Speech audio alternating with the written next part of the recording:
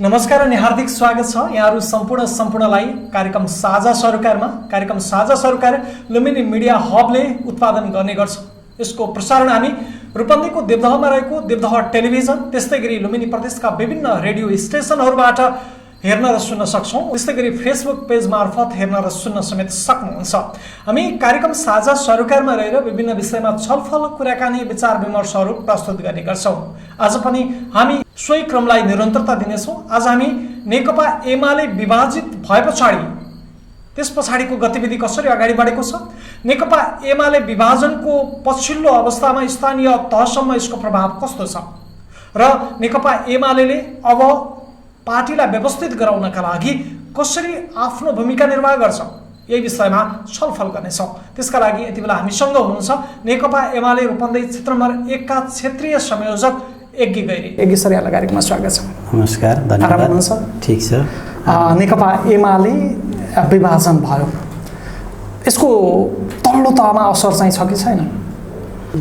यो हाम्रो party Nepal communist party Emale मुलुकको सबभन्दा ठुलो पार्टी हिजो 2074 सालको निर्वाचनको परिणामले सबभन्दा ठुलो पार्टी विभिन्न कालखण्डमा विभिन्न हिसाबले यो अलिकति केही यसका प्रभावहरू हिजो एकीकृत भएको पार्टी विविध कारणले गर्दाखेरि छुट्टा छुट्टै हुनुपर्ने, खास गरेर नेपाल कम्युनिस्ट पार्टी नेकपाबाट नेकपा एमाले र नेकपा माओवादी केन्द्र भइरहँदाखेरि त्यसले वास्तवमा दुईटा पार्टीहरूको बीचमा एकीकृत जुन शक्ति थियो त्यो शक्ति अलिकति विभाजित भएको भनेर भन्न सकिन्छ।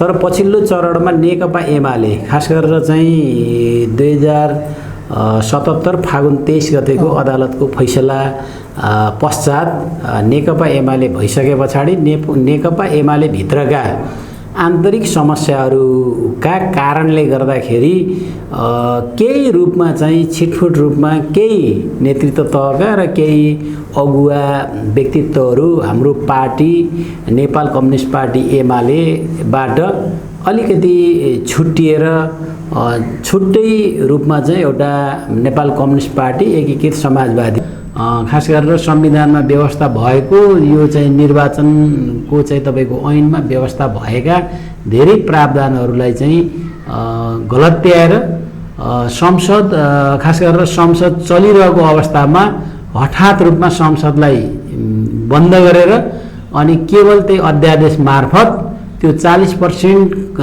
केन्द्रीय कमिटी र 40% यो चाहिँ तपाईको संसद सदस्यलाई यो चाहिँ को व्यवस्थाले मात्रै अर्को पार्टी बनाउन सकिन्छ, विभाजन गर्न सकिन्छ भन्ने व्यवस्था हुँदा हुँदै त्यसलाई लत्याएर 20% त्यो पनि एउटा चाहे त्यो केन्द्रीय कमिटीमा होस् चाहे चाहिँ यो संसद सदस्यमा होस् त्यो हिसाबले चाहिँ यो जुन हिसाबले यो अध्यादेश आयो त्यो अध्यादेशलाई टेकेर केवल नेकपा एमाले फुटाउनका निम्ति भनेर जुन अध्यादेश आएको थियो त्यस अध्यादेशलाई टेकेर केही चाहिँ तपाईको विश्वासघाती खास गरेर जनताको मत पार्टीका चाहिँ कार्यकर्ता शुभेच्छुकहरूको चाहनाभन्दा विपरीत ढङ्गले उहाँहरूले चाहिँ पार्टीबाट चोइटिने काम गर्नुभएको छ। मान्छेहरूले विभाजन भनेर भन्छन्, उहाँहरूले जुन ठुला चाहिँ सपना देख्नुभयो तर यथार्थमा चाहिँ विभाजित भएर जाँदाखेरि त्यो अवस्था चाहिँ रहेन र तैपनि केही नेतृत्व केही चाहिँ तपाईको चाहिँ असन्तुष्टहरू केही पदलोभहरू केही स्वार्थीहरू पार्टीबाट चाहिँ अलिकति छिन्नभिन्न भएर अहिले त्यतातिर गएको स्थिति छ। यसले समग्रमा भनिरहँदाखेरि सिङ्गो पार्टी नेकपा एमालेबाट छुट्टिएको पार्टी फल्नु भन्ने छ। केही नेताहरू चाहिँ तपाईको त्यहाँ देखिनु भएको छ। समग्रमा त्यसले चाहिँ साँच्चीकै चाहिँ हामीले विश्लेषण गर्ने हो भने त्यति धेरै चाहिँ तात्विक अन्तर पर्छ जस्तो मलाई लाग्दैन। यसमा पनि अझ खास गरेर पार्टीको विभाजन पछाडि यो चोइटिएर गइसके पछाडि अर्को पार्टी बनाइसके पछाडि धेरै हिजो चाहिँ पार्टी नेतृत्वप्रति विमति राख्नेहरू अहिले नेकपा एमालेमै समाहित भएका कारणले गर्दा त्यही रहेर कामलाई अगाडि बढाएको कारणले गर्दाखेरि पनि यो बाहिर जति अब अरू जनताले अरू चाहिँ तपाईँको विपक्षी पार्टीले हाम्रा चाहिँ तपाईँको चाहिँ विपक्षीहरूले जे कुरा सोचेका थिए त्यो उद्देश्य पुरा भएन र हुँदैन भन्ने कुरा चाहिँ मैले बुझेको छु। भनेको तपाईँको चाहिँ यो विभाजन भएको होइन, चोइटिएर चाहिँ गएको केही समूहले चाहिँ यो एमालेबाट म अलग हुन्छु भन्न चाहिँ खोजे हो। त्यसो खास गरेर विभाजन गर्ने दुष्प्रयत्न गरिएको हो, तर खास गरेर नेकपा एमालेका नेता कार्यकर्ताहरू, अनुशासित नेता कार्यकर्ताहरू जो राष्ट्रका निम्ति, जो चाहिँ जनताका निम्ति त्याग बलिदान गरेर आफू कार्यकर्ता नेता भएर अगाडि बढ्नु भएको थियो, यो वास्तविक कुरा पहिचान गरिसके पछाडि त्यो सबै कुरा चाहिँ तपाईँको चकनाचुर भएर अहिले केही चाहिँ लोभी पापीहरूलाई चाहिँ राखेर पार्टी चाहिँ तपाईँको चाहिँ चोइटिएको छ, यति मात्रै हो। हजुर, अब खास गरी रूपन्देहीको क्षेत्रमा एकको कुरा गर्छौँ हामी। अब हुन त सरले त्यो कुरालाई जोडिसक्नु भएको छ, समग्र अवस्थालाई हामीले जोड्यौँ। रूपन्देहीको क्षेत्रमा एकमा तपाईँ संयोजक भएर रहिरहँदाखेरि त्यहाँनिर अलिअलि कतै कतै असर देखिन्छ? अब रूपन्देहीको क्षेत्र नम्बर 1 को कुरा गरिरहँदा मैले सिङ्गो रूपन्देही जिल्लाको थोरै सिनारियो चाहिँ मैले राख्न चाहेँ। अहिले हामीले चाहिँ हेर्ने कुरा भनेको सिङ्गो रूपमा चाहिँ पार्टीको जिल्ला कमिटीमा रहेका कति व्यक्तिहरू यो पार्टी कमिटी छोडेर चाहिँ चोइटिएको पार्टीमा गए, नेकपा यसमा गए भन्ने कुरा एउटा आधार, र दोस्रो चाहिँ रूपन्देही जिल्लामा निर्वाचित भएका जनप्रतिनिधिहरू, जो जनप्रतिनिधिहरू कति सङ्ख्यामा चाहिँ त्यहाँ चाहिँ तपाईँको विभाजित भएर त्यो चाहिँ नेकपा यसमा गए र चाहिँ तपाईँको चाहिँ शनाखत गरे, निर्वाचन कार्यालयमा गए भन्ने कुराले नै यसको समग्र चाहिँ तपाईँको क्षेत्रगत रूपमा र समग्र जिल्लाको चाहिँ सिनारियो देखिन्छ भन्ने लाग्छ। मलाई लाग्छ रूपन्देही जिल्लामा जम्मी 16वटा स्थानीय तहमा हामीले 8वटा स्थानीय तहमा हामीले विजय प्राप्त गरेका थियौँ। अरू विभिन्न वडाहरू चाहिँ अनि सदस्यहरू हामीले विजय प्राप्त गरेको स्थिति छ।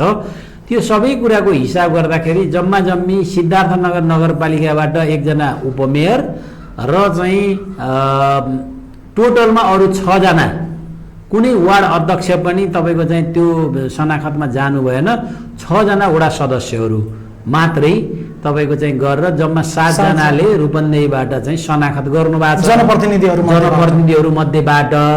र जिल्ला कमिटीको हकमा कुरा गर्ने हो भने मलाई लाग्छ आज पनि हामीले पार्टी जिल्ला कमिटीको बैठक चाहिँ राख्यौँ।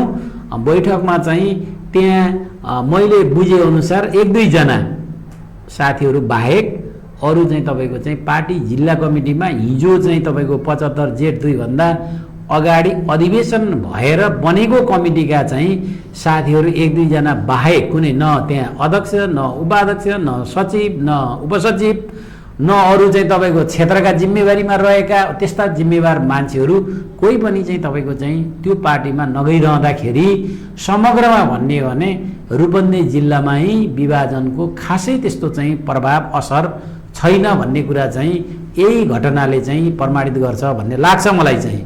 त्यसले गर्दाखेरि अनि अर्कोतिर चाहिँ कुरा गर्ने हो भने त्यो जति बेला हामी एकीकृत नेकपा पार्टी चाहिँ हामीले चाहिँ तपाईँको बनाएका थियौँ र त्यो एकीकरण पछाडि एउटा त्यसको निरन्तरताको रूपमा हिजोका साबिक माओवादीका यहाँ प्रतिष्ठित नेता कार्यकर्ताहरू हाम्रो पार्टीमा समाहित हुनुभएको छ। त्यसले गर्दाखेरि हामी एकातिर नेकपा एमाले विभाजित भयो भनेर चाहिँ प्रतिक्रियावादीहरू, हाम्रा बैरीहरू, हाम्रा दुश्मनहरू खुसी भएको अवस्था देखिन्छ। तर यथार्थमा भन्नुहुन्छ भने त्यो पार्टी एकीकृत भइसके पछाडि यो निरन्तरताको रूपमा चाहिँ एकीकृत पार्टीमा रहेर हिजोको साबिक माओवादी केन्द्रमा रहेका स्थापित नेताहरू कार्यकर्ताहरू पार्टीमा जोडिँदाखेरि हिजोभन्दा पनि हामी चाहिँ शक्तिशाली भएर अगाडि बढ्दैछौँ। यसले चाहिँ हामीलाई कुनै तात्विक असर पारेको छैन भन्ने कुरा चाहिँ मैले राख्न चाहन्छु। र 1 नम्बर क्षेत्रको हकमा जम्मी 3 जना सदस्यहरू, 3 जना सदस्यहरू देवदहबाट 2 जना र तिलोत्तमा नगरपालिकाबाट 1 जना उहाँहरूले चाहिँ शनाखत गर्नुभएको छ। र उहाँहरूको तल चाहिँ प्रभाव के छ कस्तो छ भन्ने कुरा चाहिँ स्वाभाविक रूपमा मैले त्यति धेरै व्याख्या गर्न पर्दैन, समयक्रममा चाहिँ त्यो उजागर हुनेछ।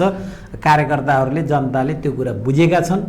त्यसले गर्दाखेरि चाहिँ समग्रमा भन्ने हो भने 1 नम्बर क्षेत्र देवदहमा केही प्रभाव विगतमा चाहिँ अलिकति प्रभाव पर्छ कि भन्ने थियो, तर यो चाहिँ पछि हेर्दै जाँदाखेरि त्यसले पनि कुनै ठुलो चाहिँ प्रभाव पार्न सकेन।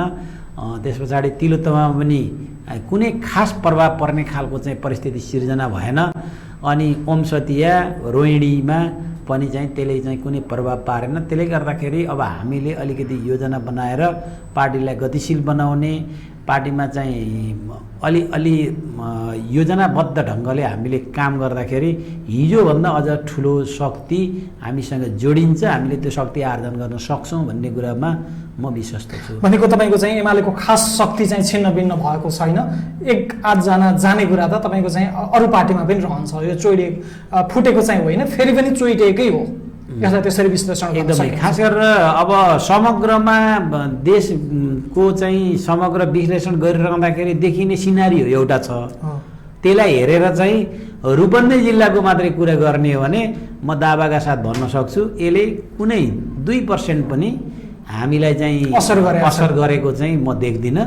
र त्यो अब केही समय क्रममा अब हामीले आज पार्टीको जिल्ला कमिटीको चाहिँ एकीकृत खास गरेर चाहिँ नेकपा एमाले 2075 जेठ 2 भन्दा अगाडिको जिल्ला कमिटीको हामीले चाहिँ हाम्रा चाहिँ पदाधिकारी सहितको मिटिङ गरेका छौँ। हामीले केही कार्ययोजनाहरू बनाएका छौँ। त्यो कार्ययोजना अनुसार चाहिँ हामी चाहिँ अगाडि बढिरहँदाखेरि हिजो बाटो बिराएकाहरू, गल्ती गरेकाहरू, त्यो चाहिँ तपाईँको नेकपा यसमा चाहिँ समाहित भएकाहरू, उहाँहरू चाहिँ तपाईँको चाहिँ करेक्सन भएर पार्टीमा आउनुहुनेछ र त्योभन्दा ठुलो शक्ति हामीसित जोडिनेछ र हामी अगाडि बढ्न सक्छौँ भन्ने मलाई लाग्छ। सर, अब हामीले यो पार्टीकै विषयमा अलिकति व्यवस्थित गर्ने कुराहरूलाई पनि अब जोड दिनुपर्ने अवस्था देखिएको छ। तपाईँको जो चाहिँ फुटेर गए अथवा चोइटेर गए उनीहरूले चाहिँ शक्तिशाली पार्टी निर्माण गर्छु भनेर लागिरहेका छन्। यो अवस्थामा एमाले पनि कसिनुपर्ने अवस्था छ। स्थानीय स्तरमा अहिले हामीले सदस्यता नवीकरणको प्रक्रियालाई पनि अगाडि बढायौँ, के छ अवस्था? त्यसलाई व्यवस्थित गर्न सकिन्छ? नै, यसमा त खास गरेर हामीले बुझ्नुपर्ने कुरा के छ भने हामीले एकीकरण पछाडि शक्ति आर्जन हुन्छ र हामी ठुलो पार्टी बनिसके पछाडि मुलुकलाई हाँक्नका निम्ति, विकास निर्माण गर्नका निम्ति, धेरै कुराहरूलाई अगाडि बढाउनका निम्ति सहज हुन्छ भन्ने सोचका साथ चाहिँ खास गरेर नेकपा माओवादी केन्द्र र नेकपा एमालेका बिचमा एकीकरण बाध्य हो। तर त्यो एकीकरणले चाहिँ केही समय केही कुराका निम्ति नेतृत्वलाई खास गरेर चाहिँ निर्वाचित चाहिँ जनप्रतिनिधिहरूलाई, सरकारमा रहनेहरूलाई अथवा चाहिँ तपाईँ माथि हुनेहरूले त ठिकै ढङ्गले सरकार चलाउने कुरा चाहिँ भयो होला। तर सिङ्गो सङ्गठन परिचालनको हिसाबमा नेकपा एमाले भनेको एउटा चाहिँ तपाईँको चाहिँ व्यवस्थित सुव्यवस्थित सङ्गठन भएको र यसको एउटा सिस्टमबाट चाहिँ चलेको पार्टी यो एकीकरण पश्चात चाहिँ यो मृतप्राय अवस्थामा चाहिँ पुग्यो। त्यसले गर्दाखेरि चाहिँ हामीले थुप्रै कुराहरू यो बिचमा चाहिँ हामीले गर्न चाहेर पनि गर्न सकेनौँ। त्यो एकीकरणको भावना भनेर चाहिँ हामीले चाहिँ विषयलाई अगाडि बढाइरहँदाखेरि खास गरेर दुईटा पार्टीको बिचको एकीकरण हो, भावनात्मक रूपमा हामी जोडिनुपर्छ भनेर खास गरेर योग्यता क्षमता भन्दा पनि भावनालाई जोड्नका निम्ति दुईटा पार्टी जोडिएको भनेर योग्यतम साथीहरूलाई बाहिर राखेर अनि त्यो क्षमता नभएका साथीहरूलाई पनि हामीले पार्टीको जिम्मेवारी दिँदाखेरि पार्टी ठिक ढङ्गले अगाडि बढ्न सकेन र त्यसबाट हामीले धेरै ठुलो शिक्षा लिएका छौँ। बिचमा पार्टी अलिकति असरल्ल भएर चाहिँ तपाईँको अगाडि बढ्यो। सङ्गठनको हिसाबले चाहिँ हामीले हाम्रो चाहिँ जुन खालको चाहिँ पहिचान हो, नेकपा एमाले जुन खालको सङ्गठनात्मक पद्धति अनुसार चाहिँ सङ्गठन सञ्चालन गरेको थियो, लोकतान्त्रिक विधि अनुसार चाहिँ कमिटी निर्माण गर्नेदेखि लिएर एउटा आवधिक रूपमा चाहिँ कमिटीका अधिवेशनहरू गर्ने, नेतृत्व स्थापित गर्ने, नेतृत्वलाई अगाडि बढाउने, अब तलबाट चाहिँ तपाईँको चाहिँ नेतृत्व माथि अगाडि बढाउँदै बढाउँदै थुप्रै कार्यकर्ताहरू चाहिँ उत्पादन गर्ने, नेता उत्पादन गर्ने अभियानमा हामी थियौँ र एउटा राम्रो व्यवस्थित चाहिँ तपाईँको चाहिँ नेता कार्यकर्ताहरू चाहिँ हामीले उत्पादन गरेर हामी चाहिँ अगाडि बढिरहेको सन्दर्भमा यसले अलिकति चाहिँ बिचमा गडबडी उत्पन्न गर्यो र हामी चाहिँ अलिकति चाहिँ अलि छिन्न भिन्न अवस्थामा पनि पुग्यौँ। तर अहिले पछिल्लो चरणमा हामी नेकपा एमाले भित्रको आन्तरिक समस्यालाई हामीले हल गरेका छौँ। अहिले चाहिँ त्यस्तो कुनै समस्या छैन। हामी माथिदेखि तलसम्म हेऱ्यौँ भने हिज पार्टीको चाहिँ तपाईँको नेतृत्वप्रति असहमति जाहेर गरेका एउटा मुलुक हाँक्न सक्ने पपुलर नेताहरू वास्तवमा चाहिँ हामीले दुनियाँले जे बुझेको थियो त्यो बुझाइभन्दा विपरीत पार्टीलाई एक बनाउनु पर्छ भनेर चाहिँ पार्टीमा यही नेतृत्व त्यही महाधिवेशनबाट निर्वाचित भएको जिम्मेवारीमा रहेर कामलाई अगाडि बढाउनु भएको छ। यसले गति लिइसकेको छ। पार्टीका नियमित बैठकहरू भएका छन्। अब चाहिँ तपाईँको चाहिँ विधान महाधिवेशन हुँदैछ। विधान महाधिवेशन पछाडि चाहिँ तपाईँको चाहिँ हामी स्थानीय तहका वडा चाहिँ अधिवेशनदेखि लिएर स्थानीय पालिकाका अधिवेशन, हामी कार्तिकको 6 गते वडाहरूका अधिवेशन मुलुकभरि देशैभरि चाहिँ हामीले चाहिँ त्यो वडा अधिवेशन गर्नेछौँ। रूपन्देहीको कुरा गर्ने हो भने 155 वडाहरूमा चाहिँ हामीले कार्तिक 6 गते वडा अधिवेशन गरेर नेतृत्व चयन गर्नेछौँ। अनि त्यस पछाडि चाहिँ कार्तिकको 9 गते 16वटै स्थानीय तहमा, खास गरेर नेपालमा भएका 753 स्थानीय तह भन्न चाहिँ हामीले भन्छौँ। त्यो 753 स्थानीय तहमा एकैचोटि चाहिँ हामीले चाहिँ तपाईँको चाहिँ यो अधिवेशन गरेर हामीले हिजो बिचमा जुन चाहिँ ग्याप भयो, नेतृत्वमा चाहिँ तपाईँको चाहिँ खडेरी पर्यो, धेरै साथीहरू चाहिँ तपाईँको योग्यतम साथीहरू चाहिँ तपाईँको चाहिँ अलिकति पछाडि पर्नुभयो, उहाँहरू सबैलाई चाहिँ तपाईँको चाहिँ नेतृत्वमा ल्याउने र अब चाहिँ एक खालले चाहिँ तपाईँको चाहिँ पार्टीलाई चाहिँ फेरि पुरानै स्थितिमा पुर्याउने गरी त्योभन्दा अझ सशक्त बनाउने गरी चाहिँ हामीले चाहिँ अभियान चलाउने भनेर पार्टीको केन्द्रीय कमिटी र तलको प्रदेश कमिटी र चाहिँ जिल्ला कमिटीले ती योजनाहरू बनाएको छ। पार्टीको नवीकरणको प्रक्रिया अगाडि बढिरहेको छ। अहिले चाहिँ तपाईँको चाहिँ नवीकरणको काम लगभग 70% भन्दा बढी नवीकरणको काम सम्पन्न भइसकेको छ। त्यो नवीकरणको सङ्ख्याले पनि बताउँछ कि हामीलाई चाहिँ तपाईँको चाहिँ नेकपा एस र चाहिँ तपाईँको नेकपा एमालेमा भएको चाहिँ तपाईँको पार्टीलाई कति असर पुगेको छ भन्ने कुरा चाहिँ त्यसले पनि बताउँछ। मलाई लाग्छ त्यो चाहिँ तपाईँको चाहिँ त्यो हामी बाहिरबाट हाम्रा विरोधीहरूले जे कल्पना गरेका छन्, उहाँहरूले नेकपा यसमा रहनुभएका नेताहरूले यो पार्टीलाई चाहिँ तपाईँको छिन्न भिन्न पारेर सबभन्दा ठुलो शक्ति बन्छौँ भनेर जुन खालका चाहिँ दिवा स्वप्न देखेका छन्, ती सबै कुरा चकनाचुर हुन्छन् र हामीले पार्टीलाई चाहिँ मजबुत बनाएर जान सक्छौँ र फेरि पनि यो मुलुकको पहिलो शक्ति, जनताको शक्ति, जनताको पार्टी नेकपा एमाले हुन्छ र हामीले त्यसलाई बनाउँछौँ भन्ने कुराको चाहिँ हामीले कसम खाएका छौँ र त्यो अनुसार बनाइ पनि छाड्छौँ। हजुर, अब यसरी तपाईँहरूले चाहिँ अब विभिन्न कार्यक्रमहरू गर्दै गर्दाखेरि अहिले चाहिँ संसदमा विभिन्न गतिविधिहरू चाहिँ देखिएका छन्। एमालेको आँखाबाट हेर्दै गर्दा यो संसदमा हुन नसक्ने खालका गतिविधि हुन् भनेर तपाईँहरूले चाहिँ भनिरहनु भएको छ। यी कुराहरूलाई तल्लो तहसम्म, स्थानीय सर्वसाधारणसम्म चेतनाको हिसाबले ती कुराहरू चाहिँ पुर्याउनु पर्नेछ। यो विषयमा तपाईँहरू कसरी अगाडि बढ्नु भएको छ? यो अब अलिकति अहिले खासमा चाहिँ तपाईँको चाहिँ यो प्रविधिको युगमा प्रत्येक कुराहरू, प्रत्येक घटनाहरू त्यो जति बेला घट्छन् त्यति बेला नै तत्कालीन रूपमा चाहिँ तलसम्म चाहिँ जनताले सबैले चाहिँ सुशिक्षित हुने चाहिँ त्यो अधिकार चाहिँ प्राप्त गर्नुभएको छ र सुशिक्षित हुनुभएको छ। मलाई के लाग्छ भन्नुहुन्छ भने यो देश, यो मुलुकमा दुईटा कानुन छन्। नेकपा एमालेका निम्ति एउटा छुट्टै कानुन र अरू चाहिँ अहिले चाहिँ त गठबन्धनका नाममा रहेका 5वटा दलका निम्ति अर्को छुट्टै 5वटा 6वटा दलका निम्ति चाहिँ छुट्टै कानुन छ। के छ के कानुन मुलुकमा संविधान हामीले एउटै बनाएको हो र त्यो कानुन संविधान अन्तर्गत टेकेर चाहे त्यो न्यायालयको कुरा गर्नुहोस्, चाहे सरकारको कुरा गर्नुहोस्, चाहे संसदमा घटेका घटनाका कुरा गर्नुहुन्छ भने त्यहाँ सभामुखहरूले खेलेको भूमिकाको कुरा गर्नुहोस्। के साँच्चीकै एउटा पार्टीलाई एउटा नियम, अर्को पार्टीलाई अर्को नियम, उहाँहरूले के स्वैच्छिक ढङ्गले आफूलाई जे लाग्छ त्यो गर्न पाउनुहुन्छ? के साँच्चीकै यो घटना, यो सबै कुराहरूलाई जनताले चाहिँ विश्लेषण गर्न सक्दैनन्? के जनताले हेरिरहेका छैनन्? हिजो नेकपा एमाले खास गरेर चाहिँ कासद्य अध्यक्ष केपी ओलीले सरकार चलाइरहँदाखेरि जे कुरा भएन भनेर चाहिँ भन्ने यो चाहिँ तपाईँको चाहिँ विपक्षी पार्टीहरू अहिले त गठबन्धन बनाएर सरकारमा छन् नि त। खै त अहिले चाहिँ तपाईँको 2 महिना तपाईँको चाहिँ भइसक्यो, सरकार निर्माण हुन सकेको छैन। मन्त्रीमण्डलले पूर्णता पाउन सकेको छैन। गतिविधिहरू चाहिँ तपाईँको चाहिँ शून्य छन्। यहाँ चाहिँ आपराधिक घटनाहरू बढेका बढै छन्। गृह प्रशासन त्यत्तिकै फितलो बनेको छ। विकास निर्माणका कामहरू अवरुद्ध भएका छन्। अहिले प्रतिस्थापन विधेयकका नाममा हिजोको केपी ओली सरकारले लिएर आएका चाहिँ तपाईँको चाहिँ विकास निर्माणका थुप्रै योजनाहरू कटौती गरेर अहिले अनावश्यक रूपमा चाहिँ अरू योजनाहरू चाहिँ तपाईँको चाहिँ ल्याउने काम भएको छ। विकासलाई अवरुद्ध गरिएको छ। संसदलाई चाहिँ तपाईँको चाहिँ रणभूमि, रणमैदान बनाउन खोजिएको छ। अस्तव्यस्तता सिर्जना गरिएको छ। तर यो मुलुकलाई यो गतिमा पुर्याउने के साँच्चीकै नेकपा एमाले त समृद्धिको सपना बाँड्यो, नेकपा एमाले सुखी नेपाली समृद्ध नेपालको अभियानलाई अगाडि बढायो, विकास निर्माणमा थुप्रै गेम चेन्जर प्रोजेक्टहरू चाहिँ तपाईँको सरकारले ल्यायो।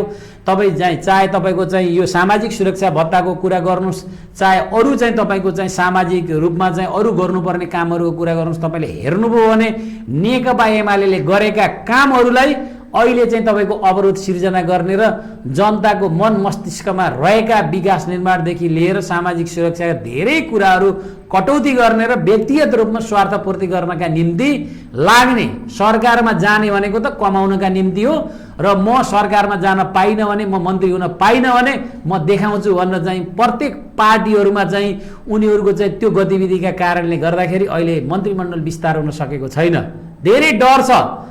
म त चुनौती दिन चाहन्छु उहाँहरूले 20% चाहिँ तपाईँको थ्रेसहोल्ड राखेर अहिले 20% चाहिँ चाहे त्यो संसद सदस्य होस्, चाहे चाहिँ तपाईँको पार्टीको भनेर चाहिँ केन्द्रीय कमिटीको कुरा गरेर उहाँहरूले गर्नुभएको छ। यो संसदले चाहिँ त्यो विधेयक जो चाहिँ अध्यादेशलाई पास गरोस् र त्यो पास गरेर अगाडि बढ्ने हिम्मत चाहिँ उहाँहरूले गरेर अनि त्यस पछाडि आफ्नो पार्टीलाई उहाँहरू जोगाउन सक्नुहुन्छ कि सक्नुहुन्न, त्यो स्वार्थ पुरा गर्न सक्नुहुन्छ कि सक्नुहुन्न।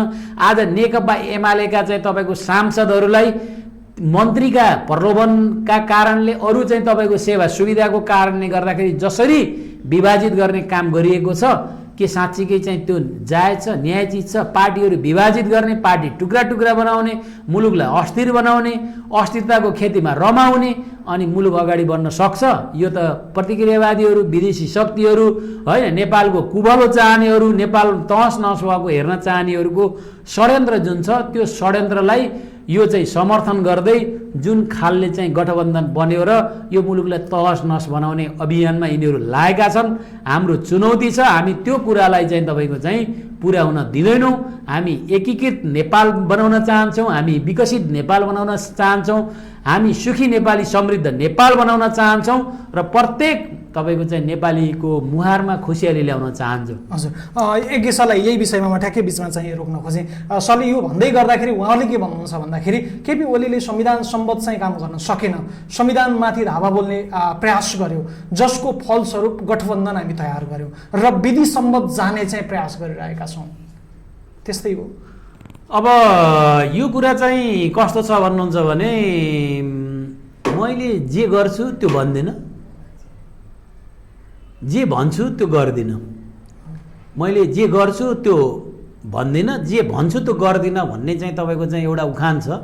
त्यो त्यस्तै गरेर चाहिँ अहिले 5 दलीय गठबन्धनको कुरा गर्ने हो भने हामी चाहन्छौँ नि त। सरकारले तपाईँको चाहिँ के अरे यो कोरोना विरुद्धको अभियान चलाउन सकेन, होइन। हिजो नेकपा एमालेको तपाईँको केपी ओलीको सरकार हुँदाखेरि चाहिँ हिजो काङ्ग्रेसले हस्तान्तरण गरेको स्वास्थ्य क्षेत्र कस्तो थियो र आज स्वास्थ्य क्षेत्र कसरी अगाडि बढेको छ अहिले पनि हामीले भन्न सक्छौँ। त्यही केपी ओलीको सरकारले सम्झौता गरेको खोपहरू पनि यहाँ लिएर आएर व्यवस्थित लगाउन नसक्ने तपाईँको चाहिँ अहिलेको सरकारले समग्र चाहिँ यहाँका नागरिकहरूलाई चाहिँ तपाईँको चाहिँ खोप दिलाउनु पर्ने हो नि। तर रूपन्देहीका केही ठाउँहरूको कुरा गर्नुभयो भने काङ्ग्रेसको 54 सदस्य भएका हिजो भोट हालेका मान्छेहरूलाई कुपन बाँडेर चाहिँ तपाईँको चाहिँ त्यो चाहिँ उनीहरूलाई मात्रै चाहिँ खोप लगाउने चाहिँ जुन खालका गतिविधि यो सरकारको नेतृत्व गरिरहेको चाहिँ तपाईँको चाहिँ पार्टीले गरेका छ नि। अनि यो के सरकारको नेतृत्व गरिसके पछाडि के आफ्नो पार्टीका आफूलाई भोट हालेका मान्छे मात्रै चाहिँ हामीले चाहिँ त्यो काम गर्ने हो? के नेकपा एमालेको सरकार हुँदा, केपी ओलीको सरकार हुँदाखेरि त्यो कुरा गर्यो? खै अहिले उमेर समूह, केपी ओलीको सरकारले त उमेर समूहका आधारमा खोपलाई व्यवस्थापन गरेको थियो भने अहिले खोप कहाँ छ? हामी सुन्छौँ दिनदिनै मिडियाबाट खोप चाहिँ तपाईँको चाहिँ भण्डारण भएर बसेको छ। किन तपाईँको चाहिँ यहाँ जनताले खोप लगाउन पाउँदैन? यो कुरा चाहिँ जनताले बुझेका छैनन्, यसको विश्लेषण गर्न सकिँदैन।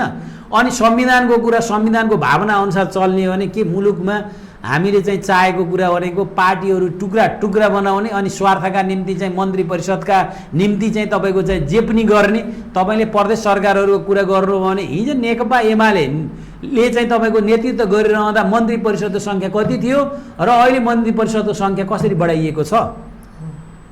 मुलुकको ढुकुटीलाई चाहिँ कसरी ध्वस्त गर्न खोजिएको छ भन्ने कुरा चाहिँ हामीले चाहिँ हेर्न जरुरी छ। र संविधान सम्मत भयो कि भएन संविधानको कुरा त अदालतले निर्णय गरिसके पछाडि सिफारिस गर्ने त संविधान सम्मत अधिकार होला त।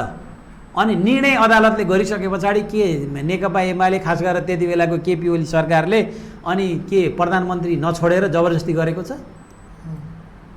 यदि संविधान सम्मत हुन्थेन भने तपाईँको सरकार छोड्नुपर्ने आवश्यकता हुन्थेन। हो, त्यसले गर्दाखेरि के भन्नुहुन्छ भने संविधानको मर्म र भावना अनुसार के अहिलेको सरकार चलेको छ? ल 1 2 3 हामीलाई चाहिँ उहाँहरूले चाहिँ भन्न सक्नु पर्यो, हामीसित बहस गर्न सक्नु पर्यो। यो के हो भन्नुहुन्छ भने केवल नेकपा एमाले खास गरेर केपी ओलीको चाहिँ तपाईँको चाहिँ जुन खालको चाहिँ इमेज थियो, जसरी उहाँले मुलुकलाई अगाडि बढाउन चाहनुभएको थियो, त्यो अगाडि बढाइरहँदाखेरि त्यसको प्रभावले अरू पार्टीहरूलाई चाहिँ ठुलो नोक्सान पुग्छ भनेर चाहिँ व्यक्तिगत स्वार्थपूर्ति नभइसके पछाडि अपवित्र गठबन्धन बनाएर अनि त्यस पछाडि चाहिँ तपाईँको चाहिँ यो जे काम गरिएको छ यो चाहिँ तपाईँको के संविधान सम्मत हो? मलाई संविधान सम्मतको कुरा गरिरहँदा के अदालतले घोषणा गरेर फल्नु मान्छेलाई प्रधानमन्त्री बनाउने भनेर संविधानको कुन धारा उपधारामा लेखिएको छ यो कुरा चाहिँ भन्न चाहिँ तपाईँको चाहिँ यो चाहिँ संविधान सम्मत छ? हो, ठिक छ, संविधान सम्मतको कुरा गरिरहँदा हामीले के मान्न सक्छौँ भने संसद पुनर्स्थापना हुन सक्छ। अदालतले निर्णय गर्न सक्ने कुरा भनेको के भन्नुहुन्छ भने संसदको पुनर्स्थापना हो र सरकार बनाउने अधिकार भनेको चाहिँ संसद सदस्यहरूको हो, संसदको हो। अनि त्यो कुरालाई चाहिँ थाती राखेर अदालतबाट नै फल्नु मान्छेलाई यति घन्टाभित्र अनि चाहिँ तपाईँको प्रधानमन्त्री बनाउनु भनेर चाहिँ तपाईँको चाहिँ घोषणा गरिएको कुरा संविधान सम्मत हो, संविधानको भावना मर्म अनुसार हो। जनताले चाहिँ तपाईँको चुनिएर पठाएका प्रतिनिधिहरूले चाहिँ तपाईँको चाहिँ जुन चाहिँ अधिकार प्राप्त गरेका थिए त्यो अधिकारभन्दा बाहिरको कुरा होइन र?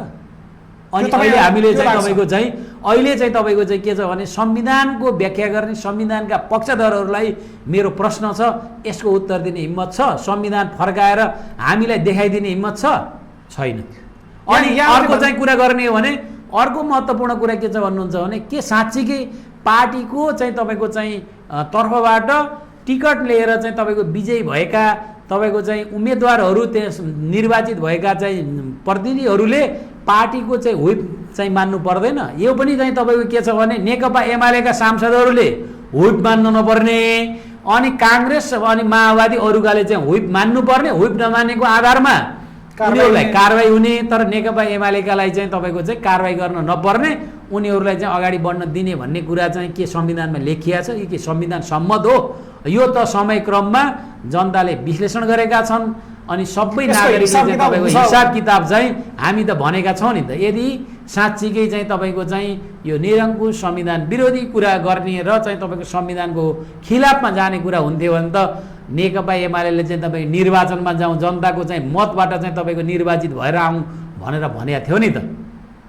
त्यो कुराबाट डराएर एमालेको चाहिँ लोकप्रियताबाट डराएर अनि चाहिँ यो अपवित्र गठबन्धन गरेर चाहिँ यो सबै खेती गरेको होइन र? अनि यो कुरा चाहिँ हाम्रो अगाडि छर्लङ्ग छैन र? त्यसले गर्दाखेरि मलाई हाँसो पनि उठ्छ, मलाई लाज पनि लाग्छ।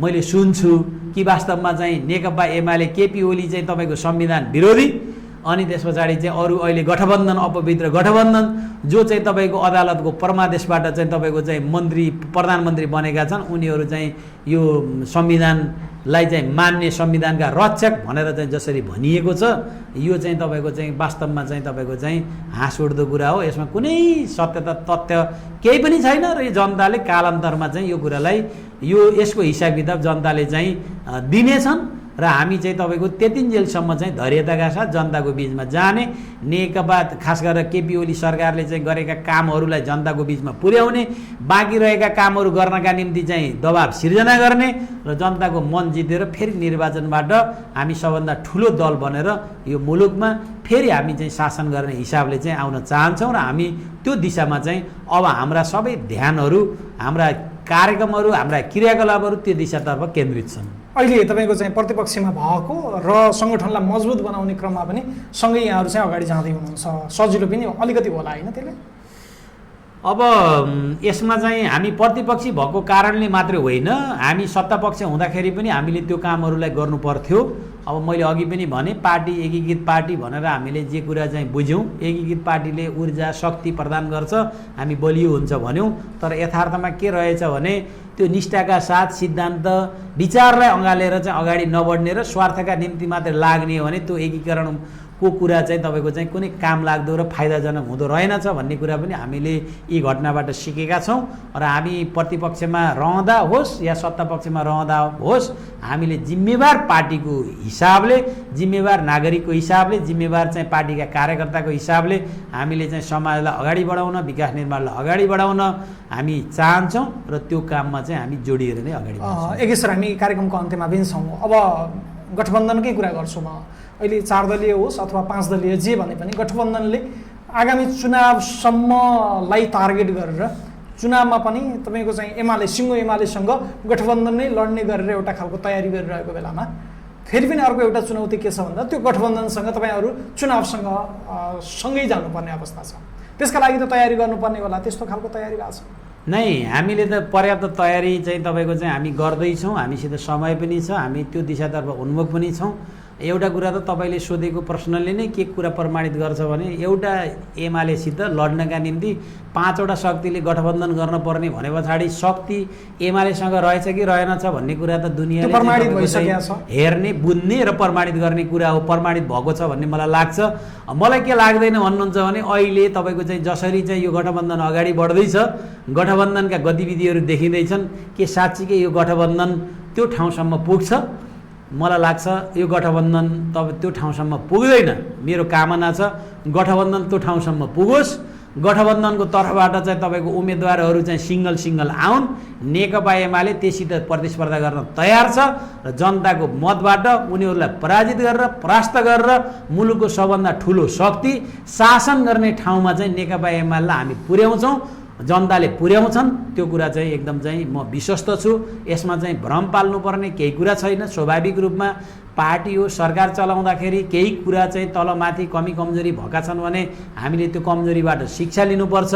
हामीले चाहिँ तपाईँको चाहिँ आफू करेक्सन भएर अगाडि बढ्नुपर्छ, पार्टीलाई त्यही हिसाबले अगाडि बढाउनुपर्छ। हामी त्यो कुरा गर्नका निम्ति तयार छौँ। तर दावाका साथ भन्छौँ विकासको हिसाबले, समृद्धिको हिसाबले, योजनाको हिसाबले, सङ्गठनको हिसाबले कुनै पनि पार्टी हामीसित प्रतिस्पर्धा गर्ने र छलफल गर्ने, बहस गर्ने कुरामा चाहिँ हामीले चाहिँ दावाका साथ चाहिँ त्यसको चाहिँ सामना गर्न तयार छौँ। र म त के भन्न चाहन्छु भने यो 3-3.5 वर्ष सङ्घीय सरकार बनिरहँदा, केपी ओलीको सरकार बन्दा भए गरेका कामहरू र अघिल्लो चाहिँ तपाईँको त्योभन्दा अगाडि चाहिँ तपाईँको चाहिँ यो 8-10 वर्ष विभिन्न पार्टीको नेतृत्वले गरेका कामहरूलाई एकै ठाउँ राखेर दाँजेर हेरौँ।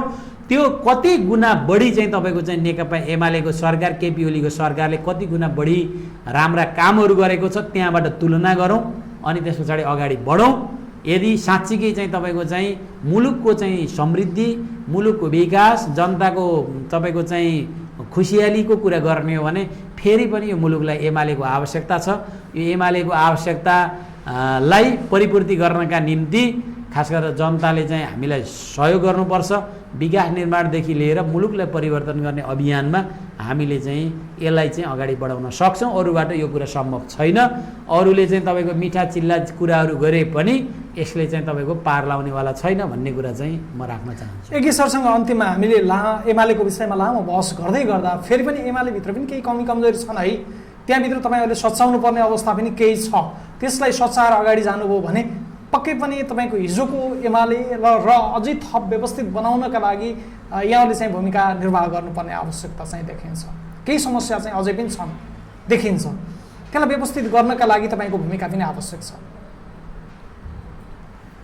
ठिक छ। अब यो कस्तो छ भन्नुहुन्छ भने एउटा जीवन्त पार्टी मान्छेको जीवन हरेक कुरा चाहिँ काम गर्ने अभियानमा दौरानमा अगाडि बढ्दाखेरि जानेर वा नजानेर कमी कमजोरी चाहिँ मानवीय जीवनमा पनि हुन्छन्। एउटा सिङ्गो पार्टीभित्र विभिन्न सोच प्रवृत्तिका तपाईँको चाहिँ कार्यकर्ताहरू, नेताहरू चाहिँ तपाईँको शुभेच्छुकहरू भइरहँदाखेरि कहीँ कतैबाट चाहिँ तलमाथि केही कुरा चाहिँ भएको छ भने पनि जगन्य चाहिँ हामीले केही गरेका छैनौँ। हामीले केही कमी कमजोरी भएका छन् भने पनि हामीले अघि पनि भने सङ्गठनको मामलामा हामीले चाहिँ एकीकरणबाट चाहिँ त्यो चाहिँ तपाईँको ऊर्जा प्राप्त हुने रहेनछ भन्ने कुरा हामीले सिकेका छौँ। नेतृत्व चाहिँ तपाईँको ठिक नेतृत्व चयन गर्न सकेनौँ। स्वार्थी पल्दोलुपहरूले चाहिँ तपाईँको चाहिँ छान्यो भने उनीहरूले मुलुक जनता र पार्टीलाई धोका दिएर चाहिँ गद्दारी गर्दा रहेछन् भन्ने कुरा पनि हामीले यसबाट सिक्यौँ। अनि यी सबै कुराहरू चाहिँ तपाईँको विकास निर्माण गर्ने कुरादेखि लिएर सबै कुराहरूको सन्दर्भमा चाहिँ कहीँ कतै चाहिँ केही कुराहरू नभएका होइनन्, भएका हुन सक्छन्। हामीले त्यसको गम्भीर समीक्षा गरिरहेका पनि छौँ र त्यो समीक्षाबाट सिकेर हामीले ती चाहिँ तपाईँको चाहिँ गल्ती कमजोरीहरूलाई पुनः नदोहोरिने गरी हामी चाहिँ अगाडि बढ्छौँ र त्यो बढ्ने क्रममा म नेकपा एमालेको एउटा कार्यकर्ताको हिसाबले एउटा क्षेत्रको जिम्मेवारी म तिलोत्तमा नगरवासी म यो जिल्लावासी भएको हिसाबले पनि म राजनीतिमा लागिरहँदाखेरि मैले राजनीतिमा शुद्धिकरण, राजनीतिलाई एकदमै चाहिँ व्यवस्थित प्रभावकारी बनाउनका निम्ति म व्यक्तिगत रूपमा पनि मेरो पुरै ऊर्जा, मेरो पुरै शक्ति त्यसमा लाग्छ। म त्यो अभियानमा चाहिँ पुरै जोडिएर अगाडि बढ्छु र मलाई के विश्वास छ भने म जस्ता थुप्रै साथीहरूले चाहिँ यही भावनाका साथ अगाडि बढ्दाखेरि विगतमा भएका कमी कमजोरीहरूलाई चाहिँ हामीले चाहिँ समाप्त गर्छौँ र नयाँ सिराका साथ, नयाँ उत्साहका साथ, नयाँ उमङ्गका साथ जनताको बिचमा जान्छौँ। अनि त्यस पछाडि जनताबाट फेरि पनि चाहिँ हाम्रा प्रतिनिधिहरूलाई विजयी गराएर हामी चाहिँ तपाईँको चाहे त्यो नगरपालिका होस्, चाहे प्रदेश होस्, चाहे चाहिँ सङ्घमा होस्, हामीले चाहिँ हाम्रा प्रतिनिधिहरू चाहिँ तपाईँको त्यहाँ पठाएर हामीले जनताको सेवा गर्नेछौँ। सरकारमा रहँदा भएका कमजोरीहरूलाई अर्को पटकमा चाहिँ त्यो चाहिँ त्यसबाट शिक्षा लिएर चाहिँ त्यसलाई करेक्सन गरेर अगाडि बढ्नेछौँ र यो देशलाई चाहिँ तपाईँको समृद्ध बनाउन लाग्नेछौँ। हुन्छ, धेरै धेरै धन्यवाद छ। निकै महत्त्वपूर्ण विषयमा आज हामीले एके सरसँग कुराकानी गर्ने अवसर प्राप्त गऱ्यौँ, त्यसका लागि यहाँलाई धेरै धेरै धन्यवाद भन्न चाहन्छु। हस्, धन्यवाद प्रकाशजी। मलाई पनि अब यो लुम्बिनी मिडिया हबले भर्खरै आफ्नो अब यो प्रसारण सुरु गर्दैछ। यो विशेष अवसरमा चाहिँ मलाई आफ्ना भनाइहरू राख्ने जुन अवसर प्रदान गर्नुभयो त्यसका निम्ति प्रकाशजी, प्राविधिक रूपमा चाहिँ रहनुभएका अरू साथीहरू र सिङ्गो मिडिया हब प्राली परिवारलाई म दिलैदेखि धेरै धेरै धन्यवाद दिन चाहन्छु र यसको उन्नति प्रगतिको चाहिँ शुभकामना समेत व्यक्त गर्न चाहन्छु। हुन्छ, धेरै धेरै धन्यवाद। आज हामीले खास गरी नेकपा एमाले अब कसरी अगाडि बढ्ला, खास गरी जसरी फुटेको भनेर भनिएको छ त्यो अवस्था नरहेको भन्ने जानकारी प्राप्त भइसकेको छ, जानकारी गराउनु भएको छ। खास गरी अब नेकपा एमालेको सङ्गठन विस्तार, आगामी दिनको रणनीति र एमालेलाई थप व्यवस्थित गर्नका लागि कसरी भूमिका निर्वाह हुँदैछ यही विषयमा हामीले नेकपा एमाले रूपन्देही क्षेत्र नम्बर 1 का क्षेत्रीय संयोजक यज्ञ गैरीसँग कुराकानी गरेका छौँ। अर्को दिन फरक विषयका साथमा हामी फेरि पनि उपस्थित हुनेछौँ। त्यतिन्जेलसम्मका लागि हामी सबैलाई बिदा दिनुहोस्।